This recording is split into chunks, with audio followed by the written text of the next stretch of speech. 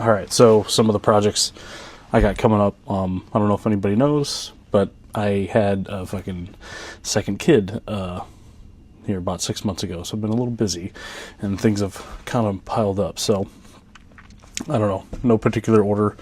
I got a M1 Garand bayonet. Garand, I don't know, whatever. He was fucking Canadian. Suck at Canada. From 1942. That is completely screwed up, and if it were mine, I would not like how that is, and this is for a buddy, so that's a future project. Another one too, bayonet from 1907 that has been through both World Wars, and you know, it's in rough shape. It's rusted all to hell, and it's bent, so it let's just say it got some use. A American-made rifle under a German patent to fight the Germans in World War I and later in World War II, that was made in the Quad Cities in 1918. So 44 mag, lever action. Got a, you know, acro style red dot up top. I'll explain why I did that. Made my own chest rig out of, you know, an old couch cushion leather, but I kind of wanted to get into doing leather work. Actually, I don't know if you, there's a box hole back there that has 3 cow hides and a deer hide in it, so I got leather to work on. But here's a chest rig I made.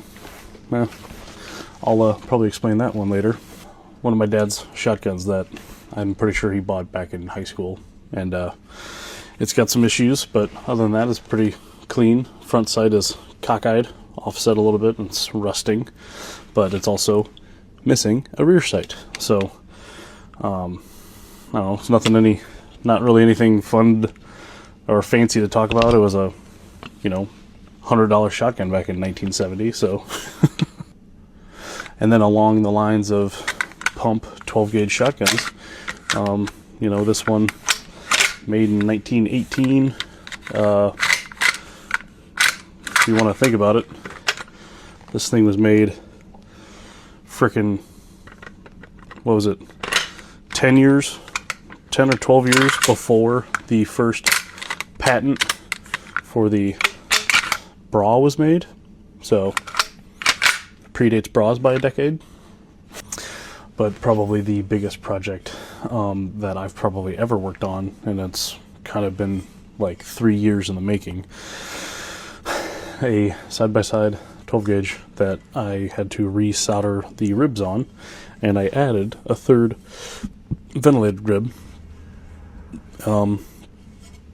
This is a project that kind of got me the idea in my head of like, hey, maybe I should, you know, start filming the things that I do, because not every Joe Schmo walking on the street, I think, can say that they literally rebuilt a shotgun. So I don't know, that's the one that is probably going to take the most amount of time, because that's going to take the most amount of work going forward, because it's about 4 steps into a 80-step plan. So either way, that's what I'm going to be working on, and if you want to follow along, cool. If not, don't really care either. So yeah, I don't really know how to sign off on these kind of things, so